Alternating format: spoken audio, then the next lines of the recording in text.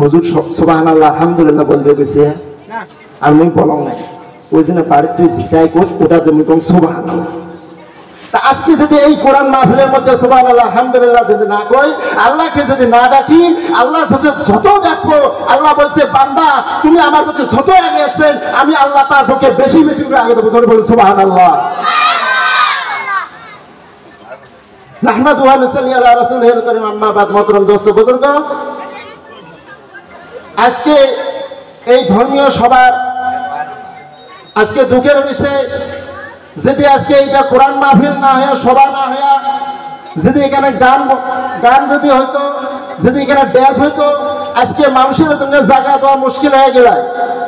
আজকে আমি নিজে বলতেছি যে একটু আগে আগে বসেন, আপনারা আগেও বসছেন না, 5 থেকে বছর মানে পারমিশন করা জায়গা, একটু আগে বসলে সুন্নতটা আদায় হয়।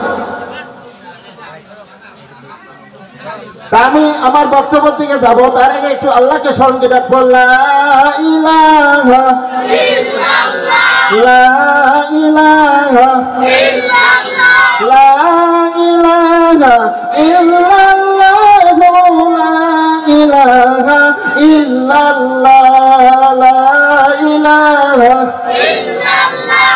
ভাইজান বহু দূরে মদিনা, আমি কেমনে যাব জানি না। ভাইজান বহু দূরে মদিনা, আমি কেমনে যাব জানি না। দেখিলে ছবি পাগল হবি, দেখিলে ছবি পাগল হবি, চলো যাই সোনার মদিনা। লা ইলাহা ইল্লাল্লাহ, লা ইলাহা ইল্লাল্লাহ, লা ইলাহা ইল্লাল্লাহ, মুহাম্মাদুর রাসূলুল্লাহ। মুহাম্মদ শরীফ সাল্লাল্লাহু আলাইহি ওয়াসাল্লাম।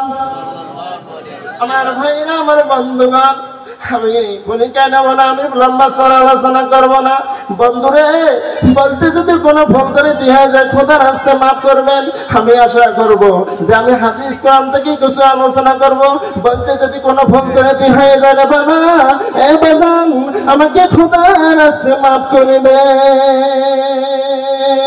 আমার নবী জনাবে রাসূলুল্লাহ সাল্লাল্লাহু আলাইহি ওয়াসাল্লাম তোমাকে আমাকে কত ভালোবাসে রে বন্ধু। হে বন্ধু, তোমাকে আমাকে এত ভালোবাসে, এত মহব্বত করে, তোরা কি জানো না, তোরা কি বোঝো না। আমার নবী মাকামে মুহাম্মদ সেজদায় পড়ে রাখবে আর বলবে, আল্লাহ আমার গুনাহগার উম্মতের ব্যথায় আমি রাসূল জীবনে শান্তি করে খানা খাইতে পারলাম না। আমার গুনাহগার উম্মতের ব্যথায় আমি রাসূল জীবনে শান্তি করে খানা খাইতে পারলাম না। আমার গুনাহগার উম্মতের ব্যথায় আমি রাসূল জীবনে রাস্তা ধরে যাইতে পারলাম না। আমার গুনাহগার উম্মতের ব্যথায় আমি রাসূল জীবনে বালিশটা মাথায় লাগাইতে পারলাম না। আল্লাহ ডাকতে বলবে, হাবিব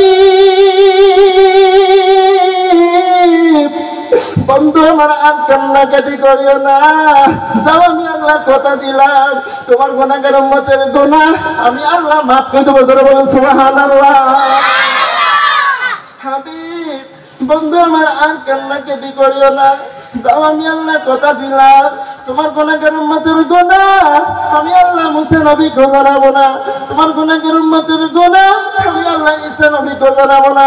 তোমার গুনাহগার উম্মতের গুনাহ আমি আল্লাহ ইব্রাহিম নবীকে জানাবো না। বন্ধু কান্নাকাটি করিও না, যাও আমি আল্লাহ কথা দিলাম, তোমার গুনাহগার উম্মতের গুনাহ অন্য কোন সাহাবীকে জানাবো না। বন্ধু আর কান্নাকাটি করিও না, যাও আমি আল্লাহ কথা দিলাম, তোমার গুনাহগার উম্মতের গুনাহ আমি আল্লাহ মাফ করে দেবো। জোরে বলেন সুবহানাল্লাহ। আজকে সে নবীর উম্মত হয়ে আজকে নবীরে চিনতে পারলাম না। আমার নবী কবু মাকামে মুহাম্মদ থেকে সিজদা থেকে মাথা উঠাইবে না।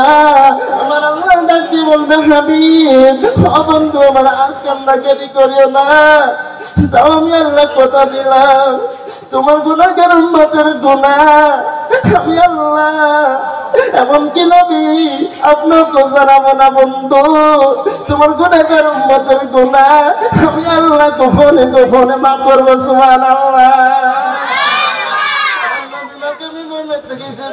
মাথা না উঠে বলবে আল্লাহ আমার গুনাহগার উম্মতের গুনাহ তুমি গোপনে গোপনে মাফ করিবে